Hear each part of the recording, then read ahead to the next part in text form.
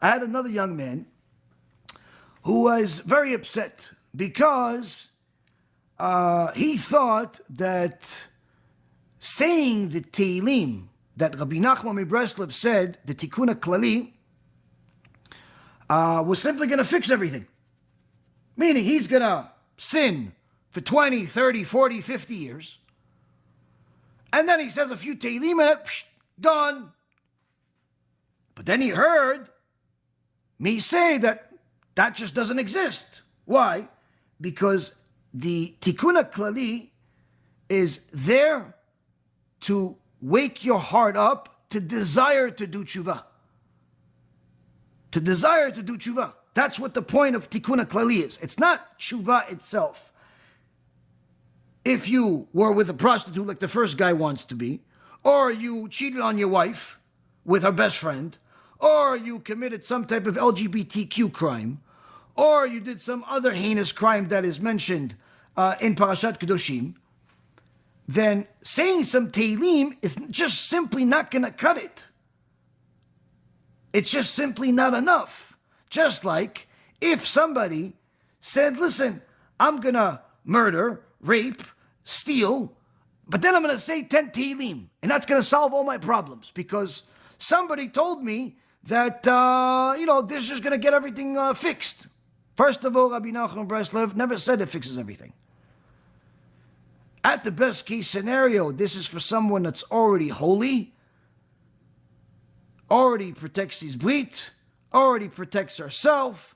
There's no issues, but something happened at night unintentionally while they were sleeping.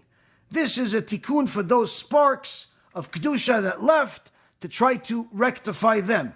That, yes, that's unintentional. But if you were looking at all types of immodesty and immorality all day, then as the Gemara in Masechet Avodah Zarah says, be careful what you see in the morning, because if not, evil will come to you at night. If you're looking at evil in the morning, then of course, you are the cause of the evil that comes to you at night. And the evil that comes to you at night is wasting seed.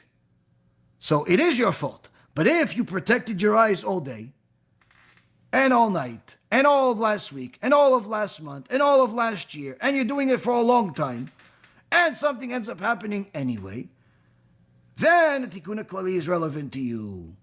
If you're not at that point, then the Tikkun Klali can still help you by helping you get your heart to desire to do tshuva. Now, he thought, I'm doomed then. I don't have all the money in the world. I don't have $1 million to fix all of my sins, so I'm doomed. I said, no. Why? Because tshuva and the tikkun are two different things. Doing tshuva is stop the sin.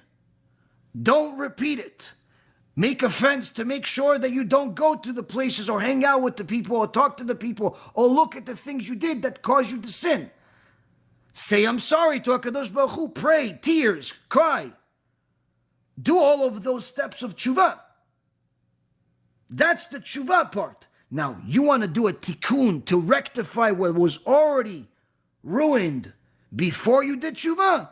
That requires something else. That requires either the fasting, which is not applicable to 99.9% of the population, or it requires money. But either way, you still need to do tshuva, even if you have all the money in the world. Even if you have all the money in the world, if you don't do tshuva, that money's not going to help you. Why? You just spent $1 million in doing tikkunim, but then you sinned again the next day. Guess what? You're back in the garbage. Spiritual garbage, per se. So, a person needs to understand, just like I mentioned in last week's shiur, the most important part is what you can do now. What can you do now? Tshuva. Everyone can do tshuva now. Why? That's a decision.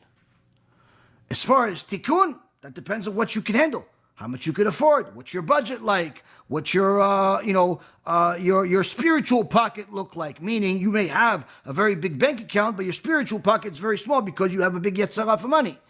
Either way, tshuva doesn't require money. Tshuva is simply stopping the sin. So, when a person starts thinking of it as just a money fix, then first of all, you're thinking maybe of Christianity and Catholicism, because for them it's money fixes. In Judaism, it's not a money fix. The fix is tshuva. Tshuva is free. Tshuva is your decision of how you're going to live your life. As far as tikkun, that, again, can be free or it can cost money. Depends which one you want to do. But that you don't have to do. You should do it if you can, but you don't have to do it. Just depends where you want it to hurt. You want it to hurt here for the mistakes of the past, or you want it to hurt over there? Here it's going to hurt because your pocket's going to be a little lighter for a little while. There it's going to hurt because it's going to hurt, not because of your pocket. You're going to hate your pocket and whatever you left in this world, if you have anything left in this world, and you didn't use it for that.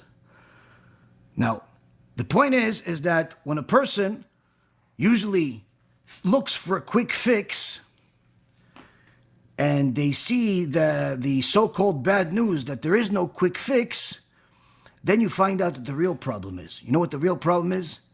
He didn't even do tshuva. Meaning, he hasn't even stopped wasting seed. And not just this one example, but countless other people just like him have come with the same exact question and the same exact frustration, and that only ends up with the same exact conclusion, which is, do tshuva.